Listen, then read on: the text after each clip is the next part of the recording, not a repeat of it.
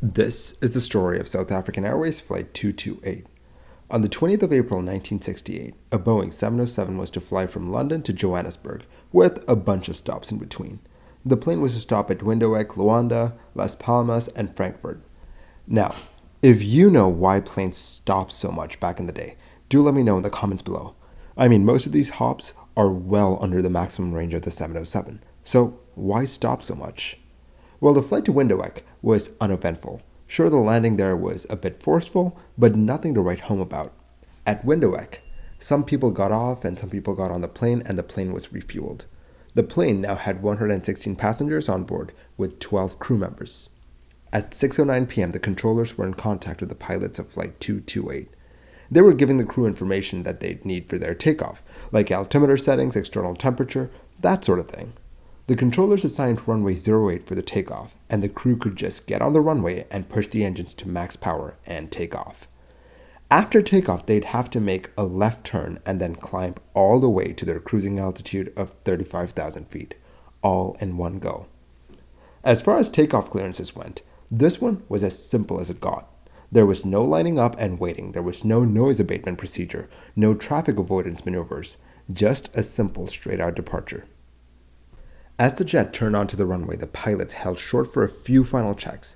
Everything checked out, and so the engines were pushed to max power, and they were off. They lifted off with no issues whatsoever into the dark night over Windhoek. As the jet climbed away, the pilots retracted the gear and the flaps, and the jet picked up speed. People on the ground watched as the jet climbed away. The dark night made it hard for them to make out what exactly was happening to the plane, but unknown to them, the plane now had started to descend. It had not even reached 1,000 feet in altitude, but it was dropping.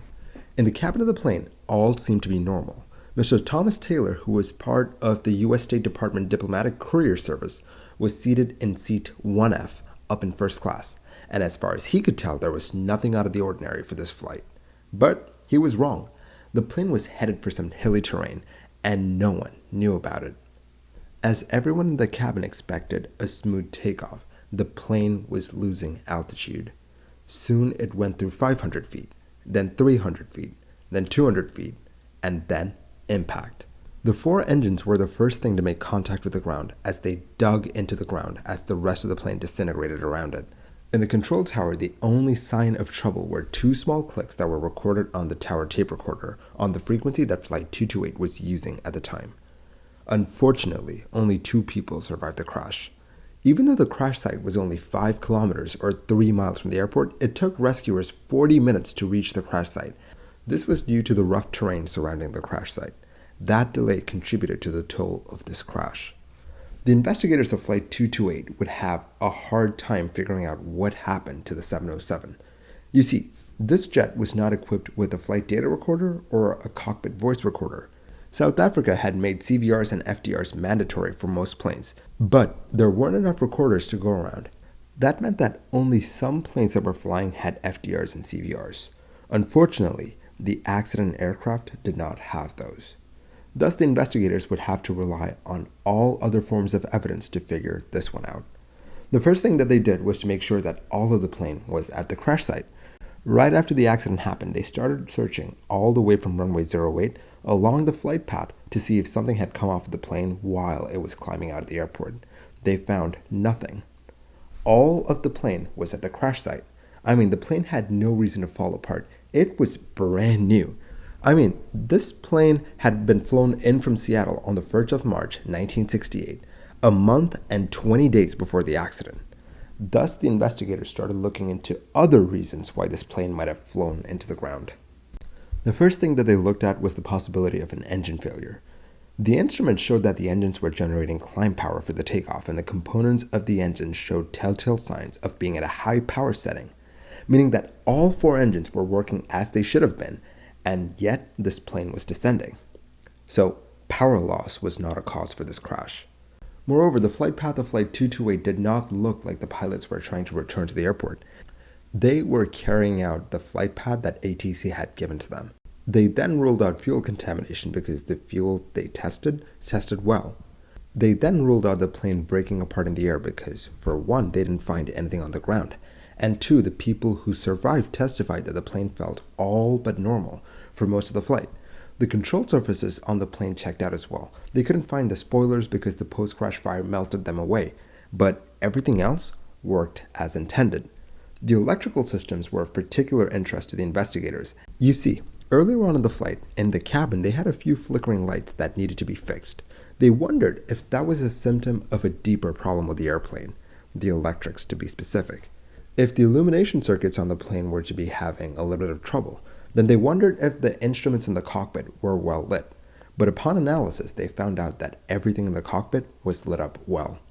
One by one, they worked through each possibility, from a bird strike to sabotage to the air conditioning system malfunctioning. If something could fail on this airplane, they looked at it. They then came to the conclusion that the plane was completely airworthy and the weather was good. The plane and the weather were not a factor in this accident, so they started looking at the pilots of Flight 228 very closely. On the surface of it, it looked like the pilots of Flight 228 were very experienced. The captain had more than 4,600 hours of experience on just the 707. The first officer had 229 hours on the 707 and 4,600 hours in total. The third pilot had about 1,000 hours of flying time. So they started to check if someone in the cockpit had made a mistake, and someone had. This plane was headed down and picking up speed, and no one in the cockpit somehow noticed that. Since we don't have a CVR, we will never know exactly what happened in the cockpit in those final moments, but we can guess. The post-takeoff checklist was being conducted, and we know that no one was monitoring the instruments, because if they had, then they would have known that the plane was falling out of the sky, literally. How could they have let this happen? A postmortem of the captain showed that he was prone to a heart attack and he was 49, coming up on 50, which is when he planned to retire. So he had kind of let his health go a little bit. Do keep in mind that he was more than fit to fly. A sudden medical emergency on the flight deck could have definitely distracted the crew enough for the plane to fall out of the sky. But the passenger who was seated at the front of the plane did not hear anything like that. I'd imagine a medical emergency on the flight deck to cause at least a little bit of commotion. But even with that, based on the medical facts available, the probability of a medical emergency during takeoff was low. That is when the investigators looked at something that they had ruled out a long time ago: the plane. Here's the thing, they were flying the 707-344C, a new variant of the 707, and none of them had any experience on the newer version of the 707. In fact, the captain had only 1 hour of experience on the -344C. That 1 hour was on a training flight. Now, you might think, sure, it's a different model, but it's still the same airplane. It's still a 707, right? Well, yeah, but there are some small but subtle differences between the models of the 707, and it is crucial to understand them. The crews were familiar with flying the A version of the 707. You see, in the A model of the 707, you went from flaps 30 to flaps 20 at 400 feet in altitude during the climb out, whereas in the B and C models, the flaps are supposed to go from 14 degrees to 0 by 700 feet.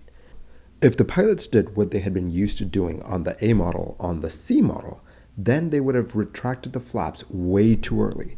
As we all know, flaps provide the necessary lift at low speeds for the plane to climb out.